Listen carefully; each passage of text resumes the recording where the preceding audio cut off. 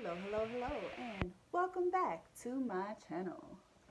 Today, I am going to do another different topic that's not about gaslighting, which I promised in the video before the last one that I was going to do next. I am going to still do gaslighting. I think it's very important, but I think that one's going to take a little more time and attention because it's a very, very important topic, and I definitely have it on my radar. But this one's going to be quick, simple, and just something I'm squeezing in between because it was laid on my heart to do it, okay? This topic is going to be short, sweet, and to the point. And the question for the day is, should you warn the new supply about your narcissist or your ex-narcissist? The narcissist in your life or the narcissist that used to be in your life. So should you warn their new supply or their current supply, or the supply they have maybe on the other side of you, or whatever the case is? Should you warn the new supply about the narcissist that was in your life or that is still in your life, right? Or someone that you decided to just get rid of. Whatever the case is, should you warn the new supply or their current supply about the narcissist? Okay. First thing I want you to think about when the narcissist that was or is in your life, still, unfortunately, was first in your life. What did they do to you? Most likely, they love bombed you. They love bombed you. They poured it on thick. They got you reeled in and wrapped up so tight that you were kind of under a hypnotic spell with this person. Narcissists are very manipulative and they're ingenious in the way they get you entangled in their web. So, if someone was to come to you in that honeymoon phase, in the love bombing phase, and told you what a horrible person this Prince Charming was, your soulmate, what would you do? Would you believe him? Or would you make excuses like, well, that was in the past and I'm new? Or would it go something like this? Maybe your narcissist already warned you about this ex, which might not even be an ex. It's probably someone they're still dealing with. That's how narcissists are. It might be someone they have parked in the harem garage. Whatever the case is. Would you... I'm sorry, let me back up. I'm getting messages on my phone. Would you believe someone, if you were involved with this narcissist who's love bombing you and who's, got you all wrapped up, would you believe someone from the outside that came in and gave you all this bad information about your narcissist? You'd make excuses for them. And 9 times out of 10, I think I already said that, but like 9 times out of 10, what's probably happened is this narcissist has already planted seeds in your mind like, my ex was so crazy. My ex cheated on me. My ex did this.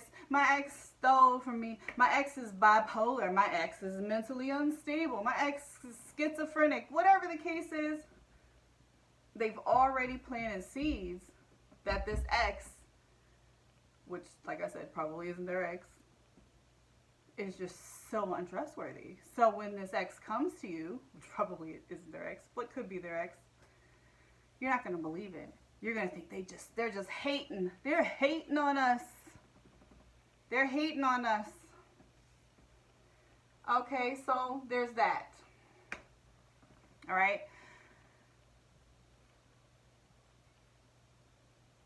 Now, there is the possibility that you have a level head on your shoulders, and maybe you know how narcissist works. Maybe you've had a narcissist in your past. Like if someone came to me and I was in this situation, I might give it some thought. I would give it some thought, actually, because I know how they operate. But then again, someone like me isn't going to be involved with a narcissist at this point in my life because I already know how they operate from the beginning. So I'm not even going to get that far into it. As soon as the love bombing starts, I'm out of there. or as soon as I start seeing those narcissistic tendencies, I'm out of there.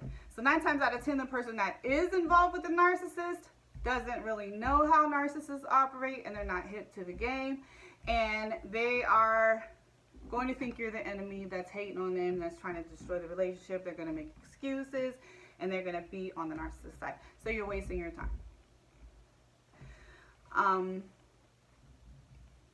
The best thing to do is to lay back, pray about it, and let that situation play out. And I know that we, especially if you're an empath, you want to step in, you want to save the day. You don't want that person hurting other people, especially if they're physically abusive. You do want to warn others, right?